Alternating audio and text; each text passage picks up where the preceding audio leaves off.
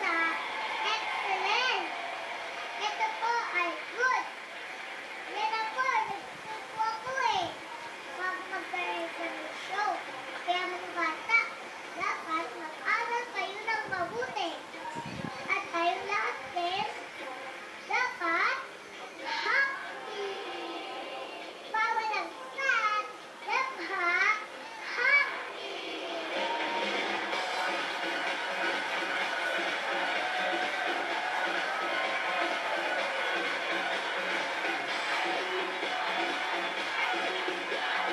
Hello po, good morning.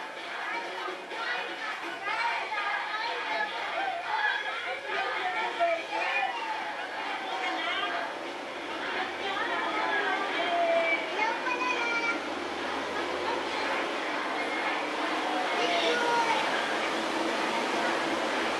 Mamaya po ulit. Tayo.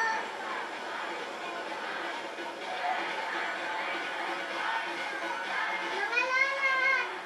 Hello po. Ano po?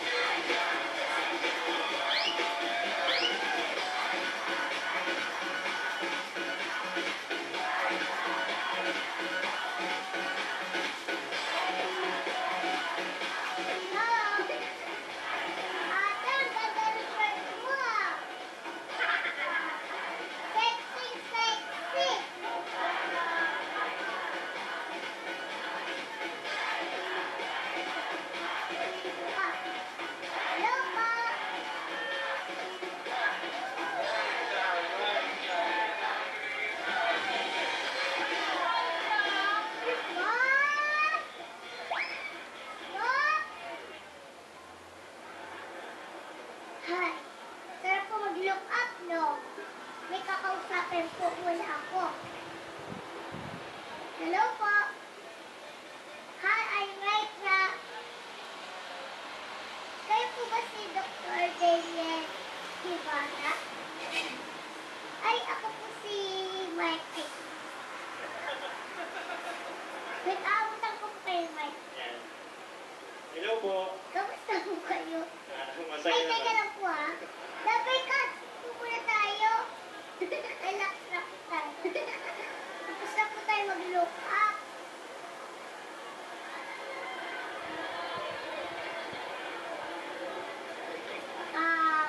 Doktor po kayo? Opo. Nag-injection po kayo? Madalas. Ay, para... May dala po ba kayo po injection? Nasa kotse. Ay, buti na lang.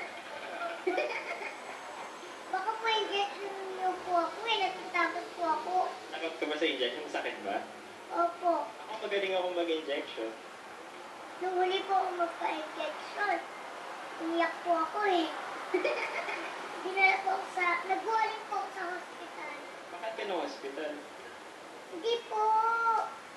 Bakuna. Bakuna lang. Opo. Kasi po para hindi ako magkasakit. Wow. Tama yun. Opo. Pwede po ba magpupuna sa inyo? Okay lang. Saan mo gusto? Sa quick? Ay, huwag naman po doon. Nakakaya naman. Dito na lang po sa braso. Laki naman po ito eh. Para yung foot ko, parang ganito. Pwede nga ano. Opo, ganito po ni Bossing na nanonood kayo ng Riza May Show. Oo, everyday. Nanonood ako. Habang nag-aaral po kayo. Opo. Actually, basta pag 11:30, tigil ko ang aral ko tapos manonood ako. Everyday.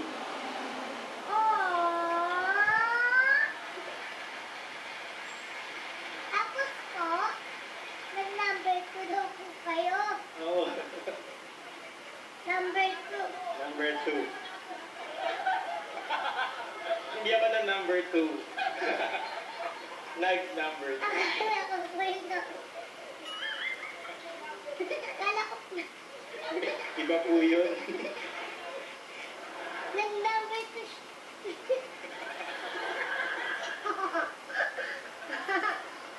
Top 2. Top 2. Pero pangit ko nung nag-number 2. SPG tayo bigla. Opo. So nag-top 2 po kayo. Top 2. Nakatulong po yung rider nito. Malaking tulong kasi pag minsan nababaliw na ako, sobrang dami na agal, nanonood ako sa mawala yung stress ko. Alam niyo na mga dabekads ha, pag nai-stress kayo at manood kayo na The Rise of Faith Show! Ano po pinag Yung gines mo si Asino, ay hindi. Ay, yan naman ako sa'yo. nagmamadali. Yaya! Nasa na yung prutas ko? Kakainin na. Ay, hindi. Gusto niyo po yun? Favorite ko yung tawa ka ng tawa. Hindi ka na ako, di magkakaroon ng tuloy-tuloy. O diba nagpapatawa po kayo? Eh, bakit po kayo nagtapon? Sabi kasi ni Bossing, masyado ako ata nanood ng show mo eh. Pero hindi, mahigap naman kasi talaga yung birds. Tsaka may halong luck din yun. Tsaka, sa'yo naman ako sa nakuha. Oo nga po, congratulations po. Ang galing-galing niyo po. Ako po, alam niyo ba? Top 1 ako. Wow, ano kayo sa klase? Ako lang po. Siyempre po, One pa din. opo, top 1 pa rin ako. Pero pwede yan. Opo. Salamat po ah. Ay, salamat din. Lagi ko kayo manood na The Rise of Faith. Ate Riza, pwede ba kang bumati? Para-paraan lang eh. Oo nga po, para lang. Sige po. Babatiin ko lang po ang aking ate, si Miss Bernadette Yabao, at saka yung aking mga bagong doktor po, lalo na ang UP Medicine Class 2013. 100%. Congratulations! Palakpakan po natin. Kuya! Ay, si Kuya! Daniel Guevara! Thank you. Pakista mo. Apa? Pag magpap... Mami na po? Opo. Daddy po? Ano po, Daddy? Ay, may gift box sa inyo. Wow, thank you. Ay, nagdo-doktor na kayo? Yun, pangkape. Opo. Salamat. Alam pag nasa hospital po kayo, Opo. manood pa rin po kayo, ha? Sige po, sinubukan po natin. Sabihin niyo po sa mga pasyente niyo, ha? Opo. Para gumali yung sakit nila, Sige po. manood na The Rise of Faith Show! Thank you kayo, Daniel, ha? Nagtara. Thank you, girl. Papakapako ko na po sa inyo, ha? Sige lang, okay lang. Huwag masakit, ha? Masyado. Okay po, thank you po. Tuloy na po yung kwentuhan natin. Ako din, gusto ko din maging doktor. Pero para hindi ko kaya, magsha-shop na lang ako. Okay po. Ito na po yung guest natin. Ang guest po natin, hindi siya doktor. Pero direktor. Parang doktor, direktor. Writer din po siya. Palakpakan po natin si Derek Joey Reyes.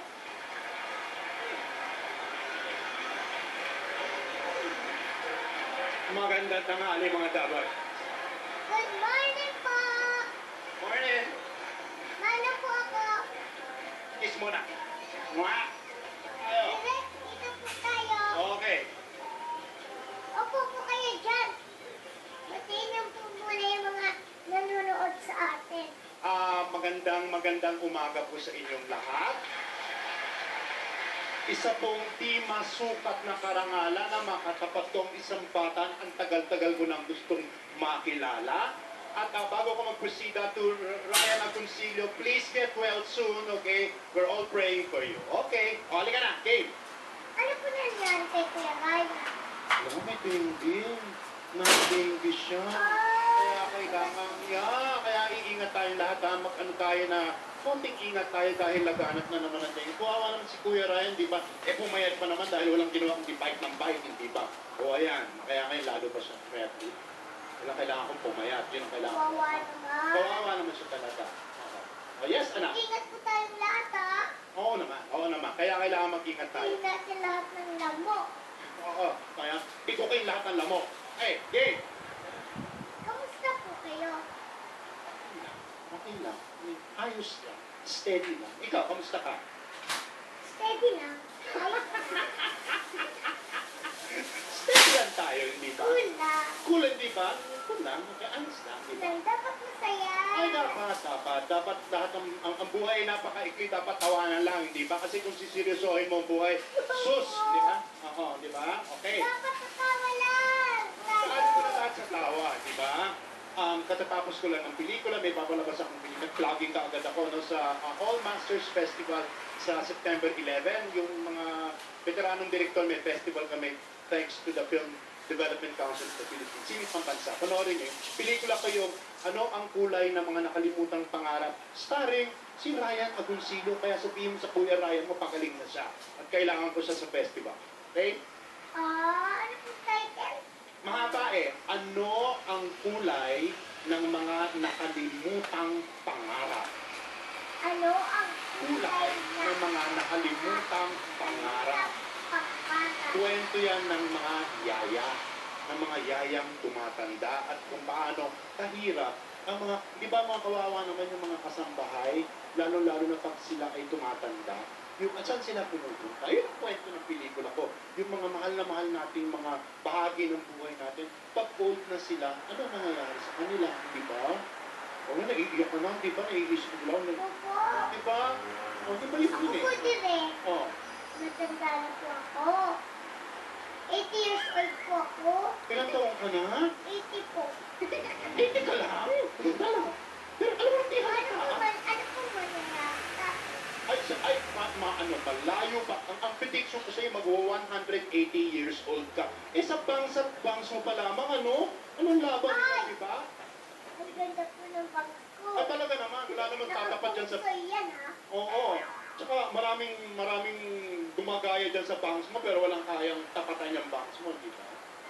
Di ba? Opo. Paano po ba kayo natuto mag-direct?